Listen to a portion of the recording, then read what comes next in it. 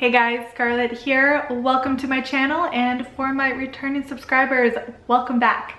Today we are going to talk about tarot, and specifically this tarot deck. This is called the Alchemical Tarot, and I just got my hands on a copy of this. I've been wanting it for ages, but it was out of print for a while. It's finally back in print. And the reason I really wanted to add this deck to my collection is its extreme uniqueness.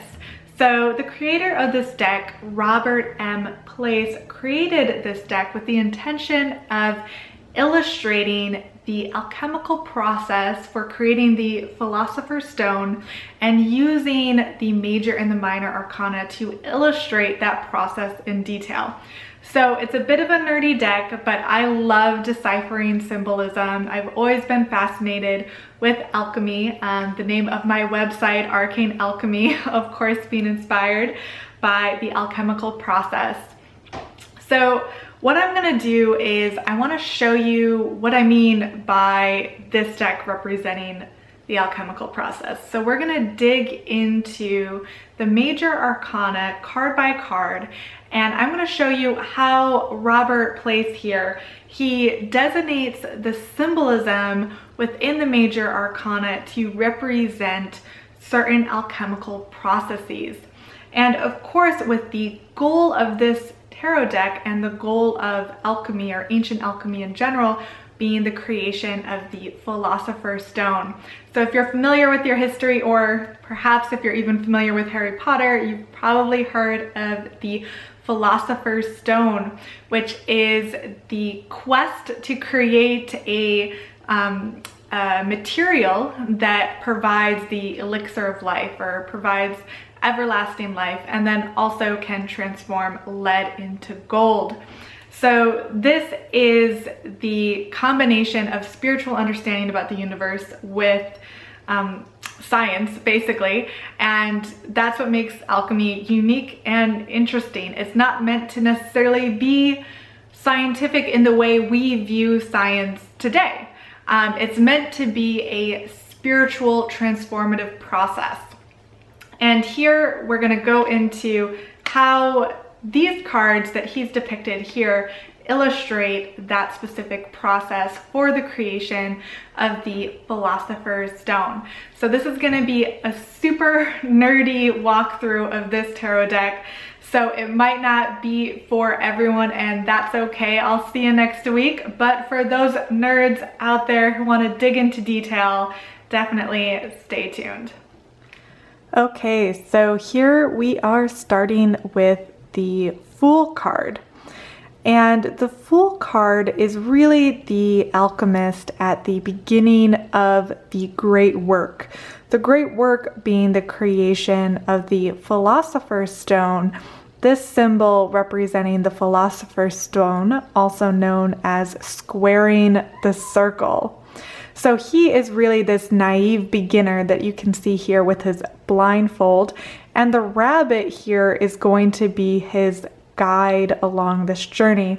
And I also just kind of love the motif, the kind of very Alice in Wonderland, follow the white rabbit kind of vibe that we are starting with. Then we go into the magician here. And the magician here is Hermes. You can see his winged hat and his caduceus. Now Hermes is kind of considered like the god of alchemy, and here he is shown containing the four elements. We have our alchemical symbols for water, we have fire, we have air, and we have earth by his feet. And he is doing the as above, so below gesture that you also see in the Rider-Waite version of the magician as well. So his symbol that you see here represents Mercury, and it's composed of the symbol of the sun, the symbol of the moon, and the cross of matter here. And then we have several of the zodiac signs represented here in a particular procession that is associated with the alchemical process. And as you move into the High Priestess here, we're actually getting into the specific alchemical processes for the creation of the Philosopher's Stone as illustrated in a lot of the old alchemical texts. So here with the High Priestess, we are beginning with the separation of the elements, and in this specific occurrence, the separation of water. Of course, the High Priestess, that makes sense to connect it with water as she represents esoteric spirituality and intuition. So interestingly, the book of knowledge she holds here has the triangle of water here, the alchemical symbol of water, but it's actually in red here, the color of fire. So it really represents water being separated from the solution in the process of creating the Philosopher's Stone. So here we have that being represented here, the water being separated in the solution. And then here with the Empress, so she is really a symbol of the earth element you have here. Of course, she represents fertility. You can see her nude here with her child representing that fertility component. She also represents kind of the feminine aspect of the universe. So just as with the High Priestess was water being separated from solution, here she is earth being separated from the solution. And then here with the Emperor, he is represented with the element air here, and air being associated with thinking, intelligence, and in general, it is one of the two masculine symbols. So this card represents the process of air being separated from the solution. Next, we have the Hierophant here, represented with the element fire, and he represents exoteric spirituality. So as opposed to esoteric, which is going inward, he is projecting and sharing that information to the outer world, that exoteric spirituality. And he is also being portrayed here as Hermes Trismegistus, which is a popular figure that you will read about if you study Gnosticism or historical alchemy.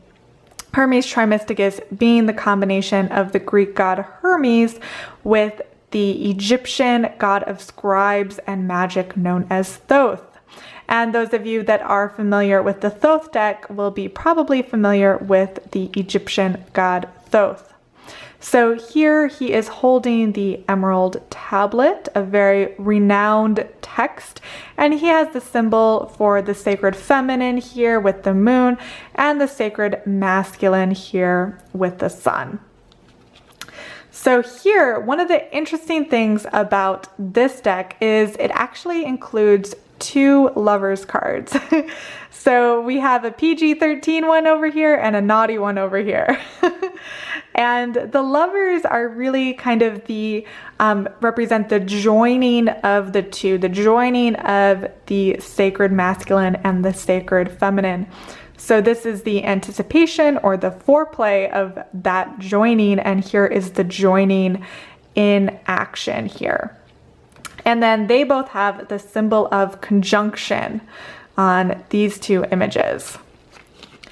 Then we move into the Chariot with the symbol of sublimation. And then we have the wheel being represented here, and he's moving towards that sun.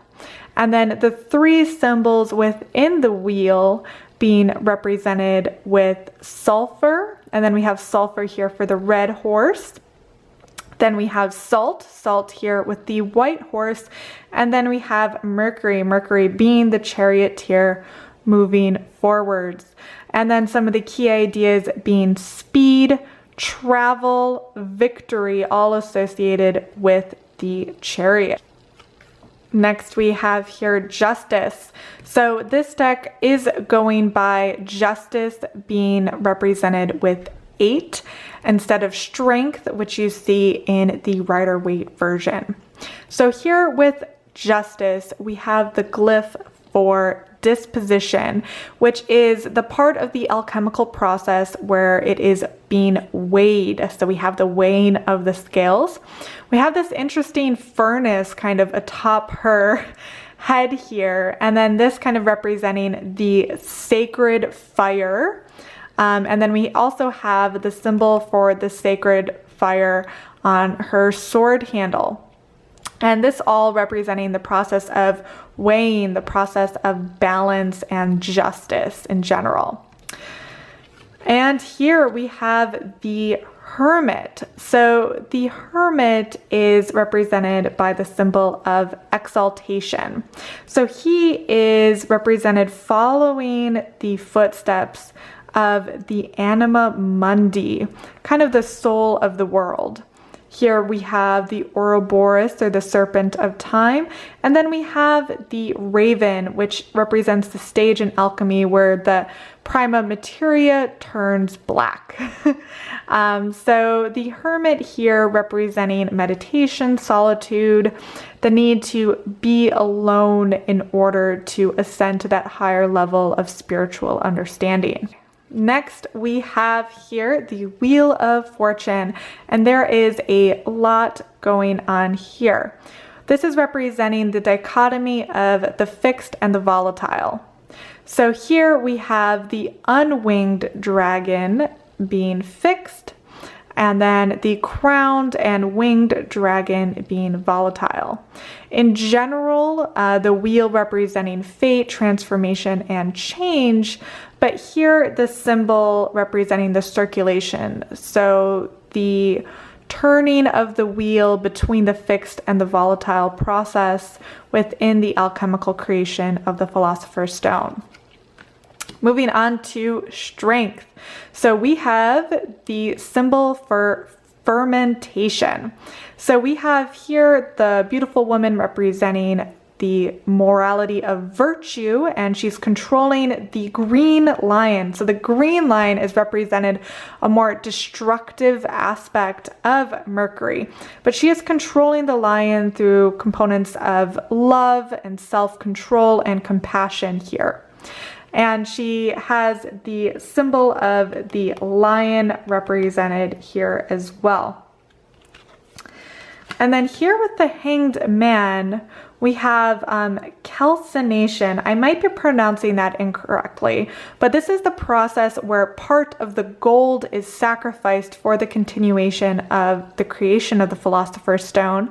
The serpent up here is going to be representing Mercury, and the card in general representing a wider sacrifice that needs to be made. And here we have death. I love just visually the way this card looks. So here we are talking about putrefaction. So he represents the kind of dark putrefying stage of the alchemical process. Again, you see the raven symbol representing that stage as you did on the hermit card. So here he is more so representing decay as opposed to in other death cards, the card being more associated with the concept of transformation. But here in this tarot, we're really talking about the alchemical process. So here with Temperance, we have the process of distillation. So we are capturing the evaporation and then turning it back into precipitation. And then we also have here the symbol of the rose of perfection, as it is called in the alchemical process. And here with Temperance, we are talking about balance, we're talking about art, we're talking as well in this component of the timing, the proper timing needed to create the Philosopher's Stone. So here the devil, we have the symbol for coagulation. Here we have the red dragon as our devil, and we have a hermaphroditic version of the king and the queen, which are being held captive by the dragon here. So with the Devil card generally representing things like addiction, things like our own vices, being enslaved to our own vices or any bad habits. Here we have the Tower. So this is the separation of the red and the white. And if you study alchemy, you'll hear a lot about the red stone and the white stone as being part of the process for the creation of the Philosopher's Stone. But here you have the breaking and the separation, as well as a sudden change being represented here, which will eventually lead to a greater insight down the road. Here with the Star card, I think we might recognize this symbol from the Starbucks logo, our siren here. But here she is associated with purification. And this siren, she is the siren of the philosophers, and she is giving blood, so her own suffering, and milk, the nurturing component. And she has her planetary symbols up above, known as the 7 heavenly spheres. So we have the sun, the moon, we have Mercury, we have Jupiter, Saturn, Venus, and Mars being represented. So here she is really representing hope and a sense of calmness, as well as greater understanding. And her purification symbol here, it's got the water sign. So it's purification through a type of baptism being represented by that symbol. So we have our Diana or Artemis being represented here. And she has her hounds, and she kind of represents the white stone component that I mentioned, where you have the red stone and the white stone. And in general, the moon being associated with the unconscious realm and dreams as well. Here with the sun, we have a greater conjunction. So you'll remember the conjunction symbol from the Lovers card, but this one is a higher level of that conjunction. And we also have this card representing the yellow stage of the creation of the Philosopher's Stone. And in general here, they're using the metaphor of soulmates or marriage or wider enlightenment to connect it with that greater conjunction. We have our Judgment card, Judgment being resurrection. We have the skull with the wheat symbolizing life coming from death, and our friendly old Ouroboros here making another appearance. And then we also have the symbol of resurrection here. So we are resurrecting to the higher realm. And then finally, with the world, we have the culmination of the creation of the Philosopher's Stone. We have winged Mercury with the caduceus, as well as the red rose, also known as the red elixir of healing, all contained within the Ouroboros. And we have the symbol representing the Philosopher's Stone, as well as the 4 elements. Sometimes here she's even called the 5th element. Very fun, especially if you are a fan of the movie The 5th Element like I am. And it is also considered here too the anima mundi, which is known as the soul of the world. So here we're representing the final attainment of our goal, the creation of the Philosopher's Stone. So that is the majors, and I wanted to kind of give you an alchemical run through so you had a bit of an understanding of what makes this deck so unique. Now, I'm not going to go into each of the major arcana cards because this would be quite a long video indeed, but just as with the majors, each card is really symbolizing a part of the story of the creation of the Philosopher's Stone. So let me know if you are interested, and maybe I can make a part 2 that goes into the alchemical story behind the minor arcana. So let me know if you are interested in that. So I hope you enjoyed that walkthrough of the major arcana from the Alchemical Tarot. Let me know if you're interested in having me do a part 2 digging into the minor arcana, or if you are interested in taking your tarot studies up a notch and are wanting to learn more about the one-on-one lessons I do. Feel free to check out my website or send me a DM on Instagram. I'm always following up with you guys, so let me know. And I will see you all next week. Bye.